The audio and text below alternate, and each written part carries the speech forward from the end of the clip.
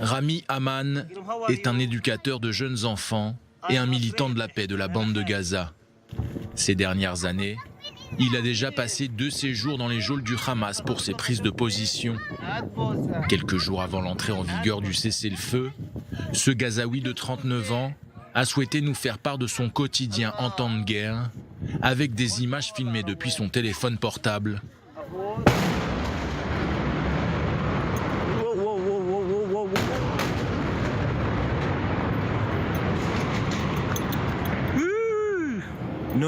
Plus d'immeubles ici. Quelle nuit. Plus d'électricité.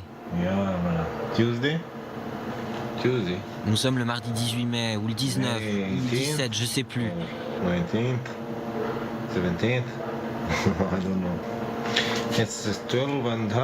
Il est minuit et demi. J'ai récupéré une batterie afin de mettre un peu de lumière.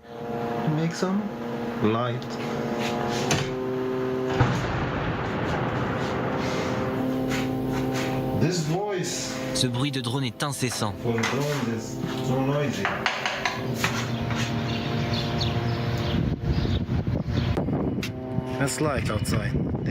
Le jour s'est levé. Cet immeuble et celui-là ont été visés cette nuit. Ici, on peut voir la frontière. Je vis au milieu de la ville de Gaza. J'ai beaucoup d'amis en Israël. Je sais que eux aussi sont sous le feu des roquettes. Il faut que chacun reste en sécurité.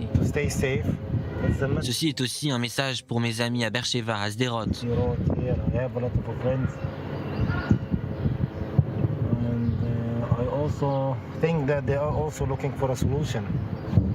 Je suis sûr qu'eux aussi aimeraient trouver une solution. Dans ce conflit, nous sommes tous perdants.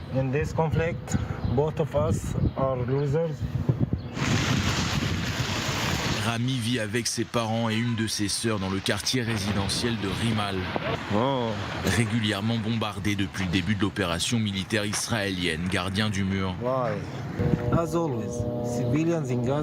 Comme toujours, ce sont les civils de Gaza qui payent le prix.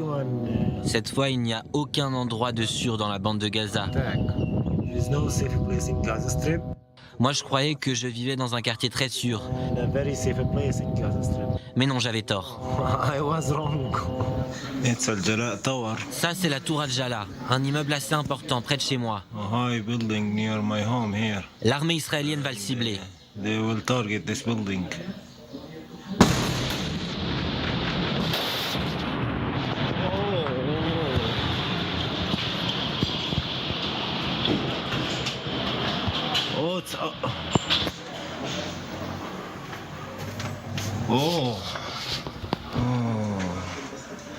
Qu'est-ce qu'on peut faire? J'ai peur. Ces derniers jours, Rami évite de sortir de la maison familiale. Il ne le fait que pour aller faire des courses. Nous avons tout ce qu'il faut à Gaza. Le seul problème, c'est que les gens n'ont pas d'argent. Mais ces derniers jours, nous avons surtout besoin de rester en sécurité. Déjà plus d'une semaine que l'armée israélienne est entrée en opération pour mettre fin aux tirs de roquettes du Hamas et du djihad islamique.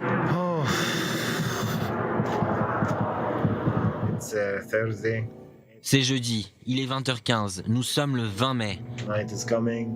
La nuit est tombée, un cessez-le-feu est en train d'être négocié. Je pense que cela devrait aboutir. Mais vous pouvez encore entendre ce genre de bruit. C'est la même chose que d'habitude. 2009, 2014, 2012. On vit la même chose aujourd'hui.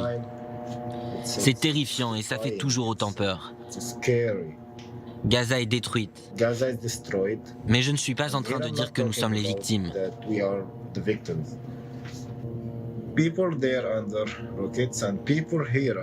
Les Israéliens sont sous le feu des roquettes, nous sommes sous le feu des missiles, et à la fin, les victimes, c'est nous, les innocents, pas ceux qui prennent les décisions. Après 11 jours d'opération militaire et plus de 4000 roquettes tirées depuis la bande de Gaza, Un cessez-le-feu est finalement prononcé. Il est 2h30 du matin et certains sont dans la rue. D'ici quelques semaines, ils vont se réveiller et se rendre compte de ce qu'ils ont perdu. La majorité des Palestiniens de la bande de Gaza ne sont pas en train de célébrer. À l'heure du bilan, le ministère de la Santé palestinien, dirigé par le Hamas, fait état de 243 morts et plus de 1600 blessés dans les centaines de frappes aériennes israéliennes. De son côté, Tsahal affirme avoir tué 225 membres de groupes terroristes. Je vais à la plage avec des amis pour pêcher.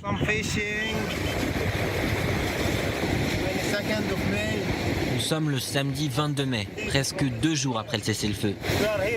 Nous sommes juste à côté de la frontière. On voit un port et la plage de Zikim.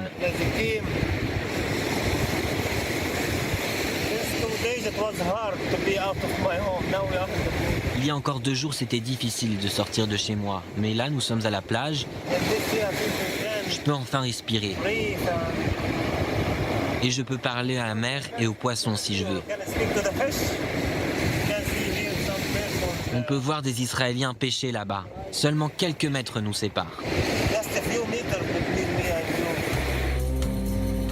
Tellement proche, mais si loin, en même temps.